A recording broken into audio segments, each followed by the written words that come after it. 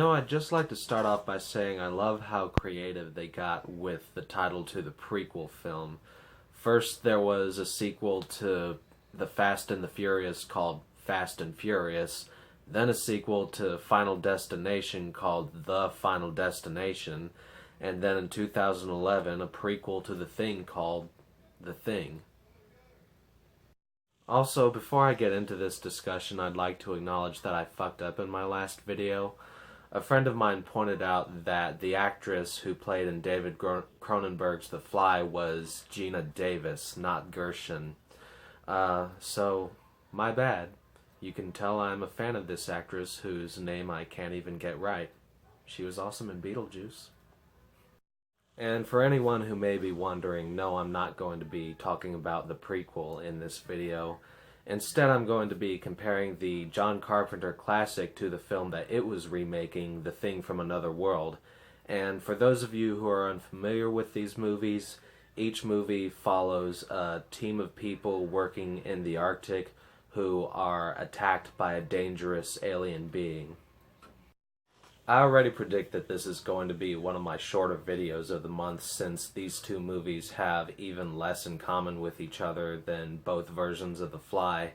I mean, I could talk about the soundtrack, but there's not really anything memorable about the soundtrack to the original film, and if I was really stretching it, I could talk about the setting, but I mean, they both take place in the Arctic, and it's cold as fuck. But getting into what else both of these movies have, for one thing, each film has a pretty sizable cast of characters. In fact, I'm pretty sure The Thing from Another World had even more characters in it than John Carpenter's The Thing. And on the whole, they are a very likable bunch of people with a lot of fun dialogue between them. But, for the most part, there isn't really much about each individual character to make them stand out as a person. Most of them are just talking heads in the movie, with a few exceptions sprinkled in. Like, there's this one guy who has a little bit of a romance going on with one of the only female characters that you see in the movie.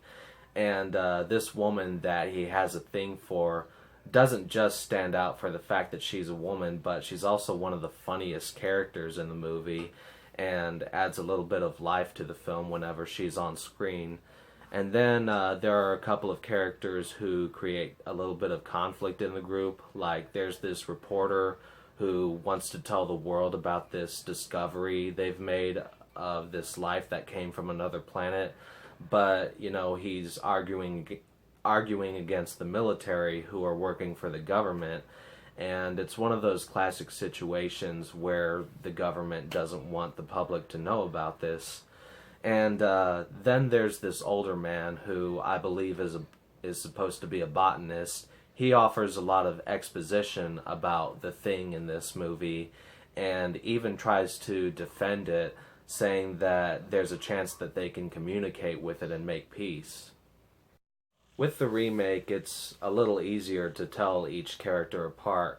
It even roughly has a lead character in MacReady, played by Kurt Russell, and then another guy who stands out for more obvious reasons is this older man named Blair, who just goes completely apeshit after he finds out what this alien is capable of. And generally the characters as a whole are a little more fun at the beginning. There are even some humorous moments as well as some established tension between them. But then, of course, as things start to escalate, the tension rises considerably as this alien creature ultimately sets these guys at each other's throats. And now to talk about The Thing itself, in which these two films differ the most. In the original film, the monster is a plant which walks around like a man, and once it gets a hold of something living, it's able to absorb that creature's blood. So it is kind of a scary concept, and even when it shows up on camera, the first reveal is fairly effective, and the monster does look pretty cool. Although a lot of it for the most part, is just set up through dialogue and exposition from that botanist I mentioned earlier. and a lot of the scarier things that the creature does happen off screen.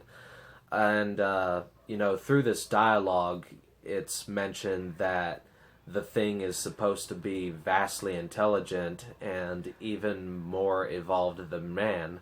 But once it finally shows up, the only superiority it shows is in its size and strength, and it really doesn't show any sign of the intelligence that it's supposed to have. In fact, I wouldn't be surprised if Ridley Scott had taken some inspiration from this movie when he was making Prometheus. In the remake, the thing is considerably more unusual.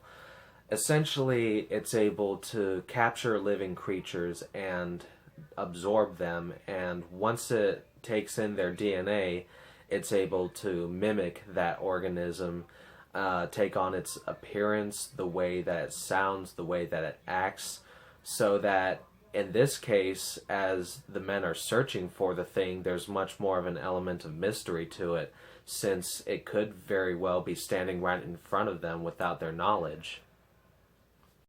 Also, whenever it's discovered who the thing is, this leads to some of the wildest and most creative visuals in the history of horror cinema.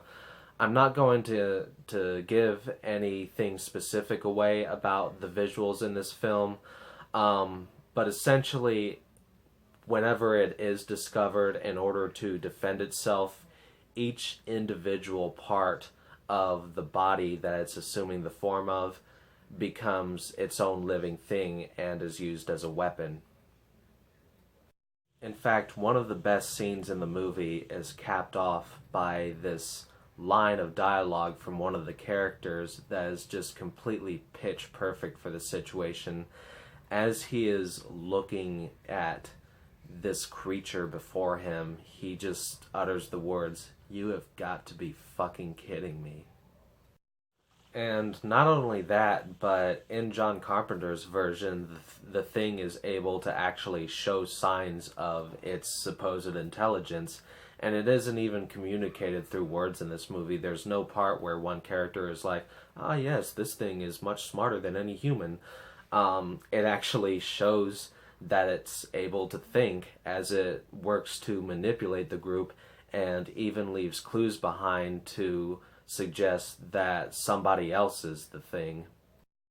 And to top it all off, John Carpenter's The Thing has got what could possibly be the greatest jump scare of all time in a horror movie.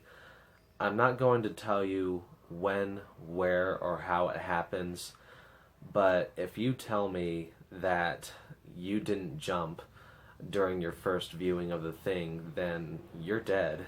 And I don't mean that as a threat. I'm saying that your body must have completely shut down if you did not jump during this movie, but hey, I hope you're enjoying your life as a zombie. It really goes without saying that The Thing is better than The Thing from Another World. But the original film isn't terrible, and I do mean that. It's very well acted, the pacing isn't too bad, and once the monster shows up, it does look pretty cool. I mean, it doesn't just look like a guy in a rubber suit or a mask. And as far as those old monster movies go, where you don't actually see the creature until near the end of the film, it's fairly watchable. But once again, the John Carpenter movie is way more creative, and it's much more likely to terrify the living shit out of you. In fact, if you even consider yourself to be a fan of the horror genre, The Thing is required viewing. Anyway, that's all I've got to say for this comparison. I hope you all have a good one.